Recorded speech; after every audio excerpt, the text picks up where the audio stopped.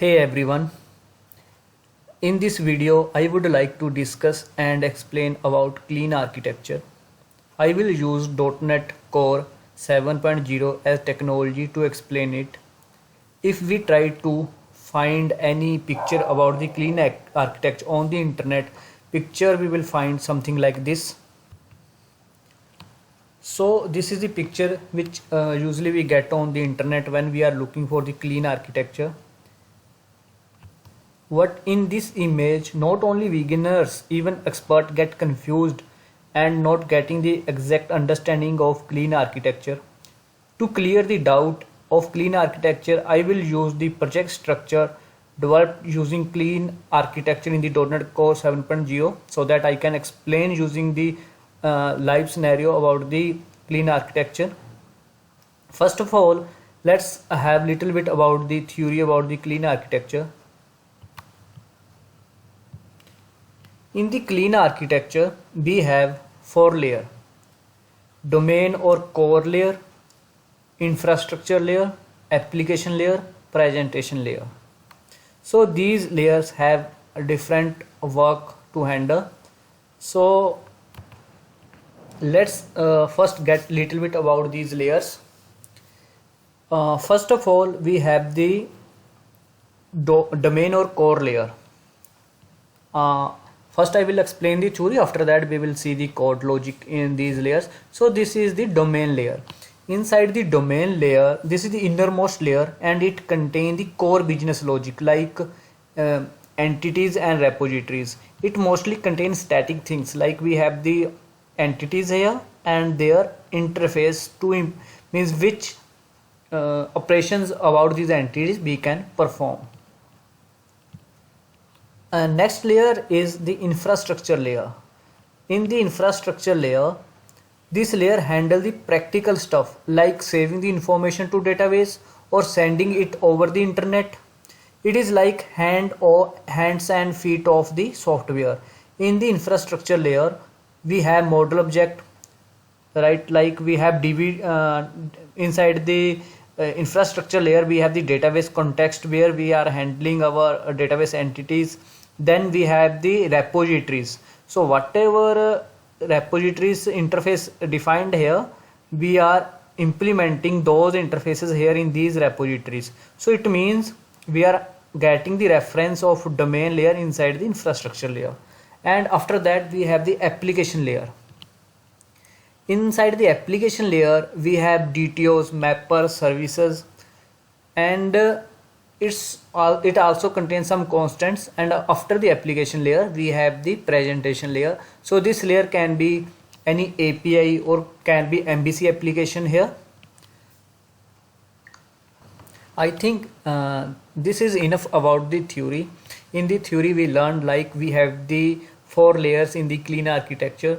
We call them domain or core layer, infrastructure layer, application layer, then the presentation layer. Now how these layers work actually we will see with the help of this particular code. If you will see here it is very confusing like which is the presentation layer, how it is working. Okay, in entities is the innermost layer, but it is really confusing when we are going with this picture. Now we will go with the help of our application. So here I have created one small application, that is the store management. When I developed this application, I used the repository pattern for this one, right? Clean architecture can be followed with other pattern as well, but I have used the repository pattern. So first of all we will see domain layer. What is actually domain layer in the clean architecture, right? First of all we have added here 4 projects, out of which 3 are the library projects, right? So in the domain layer we have the entities. Entities means when we are running the migrations, we are creating the tables in the database, right? So those entities will come inside the domain layer. So here I have 2 entities, one is store, another is the store owner, right? Then here other codes like might be multiple entities can be there, right? So after that we have the one repositories where we will add the we can say we will add the interface to these repositories entities. So first of all I will see store repository, right? So this repository inheriting from the I repository. If I will jump to this particular one, so it is not mandatory that we are going to with this structure, like I will take I repository. Even I can take the I store repository, and these even common methods I can define there, right? But I have followed one common I repository, and in the I common repositories define some common functions and inherit and implemented here I store repository. Yeah, here I have implement extend the I store repository from the I repository. Now in the I repository I defined some common method inside the I repository, but in the I store repository I added one more method, get store by location.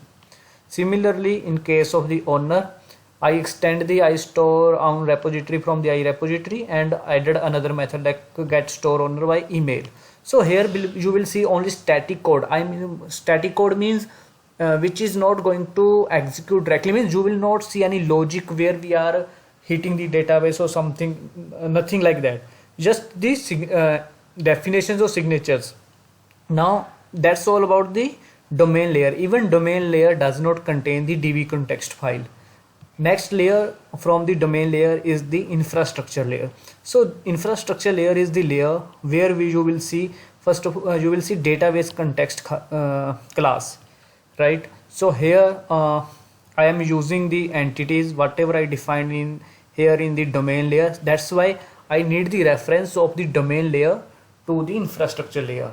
Now domain layer is the innermost layer. So how the flow is following here, innermost layer's reference will be added to the next layer, that is the infrastructure layer, and inside the application layer, which is the further on the upper level of infrastructure layer. So domain layer and infrastructure layers or projects reference will be added to the application layer, I mean the application project here, and these three projects reference will be added to the presentation layer. Now whatever entity is defined here inside the domain layer, for that we have created here db set and also like store repository. Here I have inherited this store repository from the iStore, and this iStore comes from the domain layer, and also repository is inheriting from the I repository. This I repository is from the domain layer. Now inside the infrastructure layer we actually defining, we are actually interacting with the database here using the db context, like for add async, right? Whatever is coming I am storing to the database. So which layer talk or which layer have the power to talk with the database? That is the infrastructure layer. So in the infrastructure layer all the entities which will get stored inside the database and all the entities related function like delete function, get, update, add, everything will be defined inside the infrastructure layer, as well as this layer contain the database context. But this layer does not contain anything related to the business logic. Business logic means like validation logic, like whatever validation we will implement. Actually these entities are also business related entities, but their things like which is mandatory, right? If it is not mandatory we will throw some exception or will return message. Those things will be handled inside the application layer. Now inside the application layer we have DTOs, we have mapper, and we have services, and we have constant class. Like if we want to store some constant we will define those things here inside the constant class. Then we have the iStore service. Actually I have taken the iStore service and I have taken the store service so that I can properly follow the repository pattern. Now these repositories whatever I defined there, these will not be exposed to the front end, that is store management layer, presentation layer. So these will be used here in the application layer. So inside the iStore all the methods whatever I defined in the repository here, right, those will come here like get, all, sync, and everything. But now here input is DTO object input, or I mean see here for the add async I am taking the store request which is the coming from the DTOs here, store request, and I am returning the store response. But here I am not dealing with the entities. So entities we just expose to the infrastructure layer. Now here I am using the repository, right? And inside the add async, whatever the request will come, I am to the repository, I need to pass it. So inside the mapper I am converting this request to the entity, because we are not exposing our entities to the presentation layer directly, so that in the future if some properties change, or let's say from the entities we are getting first name and last name only, but on the front end we need to return full name, so we can't add new property inside the entity, right? That's why we are creating the DTOs. But these DTOs, when we are passing to the infrastructure layer, there we must convert them inside the entities. So those things we are converting here inside the mapper. Now inside the mapper I am just taking entity and returning the model class or response class. Actually usually we call this as entity, because this is coming from domain layer. Here you can see store management dot domain dot entities, but this is coming from application layer, which is DTO. Similarly here, if someone pass me request, I convert to the entity. So here I am converting to entity.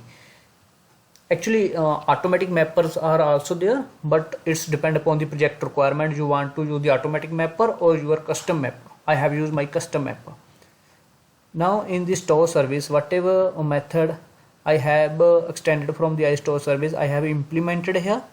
See here in the store repository, when we are adding anything, we need to pass any entity. So from the DTO here, this is DTO. From the DTO I am converting it to entity and passing it to the repository, right? And the response, again it is entity, but I need to return as the DTO. So here again I am using the mapper, I am returning as response or DTO.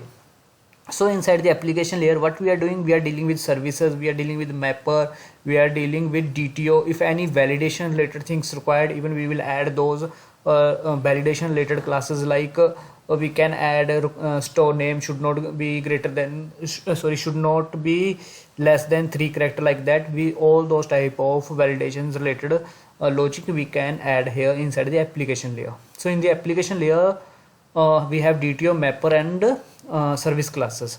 Now this application layer is exposed to the store management right here. So we have added domains reference to the infrastructure reference to the application reference we will add to the store management, right? But we need to add all references here because we are going to get dependencies using dependency injector. That's why repository and iService we are adding here. So we need the references of all project to the store management. Now you can see how the reference should follow.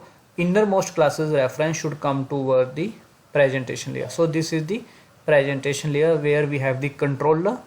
Inside the controller we are getting the request, like here I'm getting get store name, I will get some request, and then that request I will pass further. Here I will use services object and I will call services, service will call infrastructure repository, and it will interact with the database. Now we have 1 2 3, right? So multiple projects we have. So where the migration will get generate in case of the entity framework, so that we are defining in our presentation layer. When we are generating our DB, we are saying to the service what will be our DB context class. At that time we need to provide the migration assembly. Here migration assembly store management.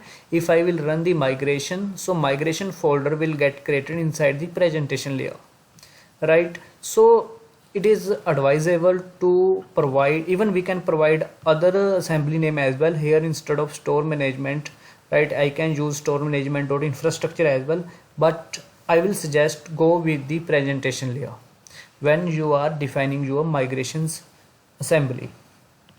Now this is very simple. So clean architecture has 4 layers: domain, infrastructure, application and presentation layer. Now what is the benefit? First of all, the important benefit of clean architecture, we have segregated the different code in different layers, right? So it is really readable and easy to manage. So if I need to add any new entity, I can add here, right? If sorry, it means code is really readable and manageable. If you will see like this, we can easily understand everything. If we need to implement any validation related logic, so we will easily understand, okay, go with the application layer. Now here is one is more important question. That question is why we have kept DTO mapper are inside the application layer, right?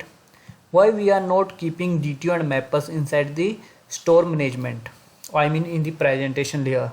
Inside the application layer we should have the validations, we should have the services, but why DTO and mappers? So the decision of where to place mappers and DTOs can vary depend upon the specific needs and preference of the development team, right? Some developer prefer to keep mapper and DTOs in the presentation layer.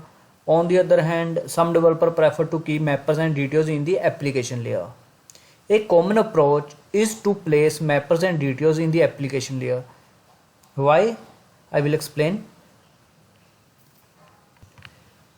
If we are keeping the DTOs and mappers in the presentation layer and these DTOs are used in the service layer, in that case we need to add store management projects reference to the store management application, and also we are using the store management applications reference to the store management, right? So in this case means we are adding the application layers reference to the presentation layer and presentation layer to the application layer. So it will create this circular reference which will create issues, right, in the project.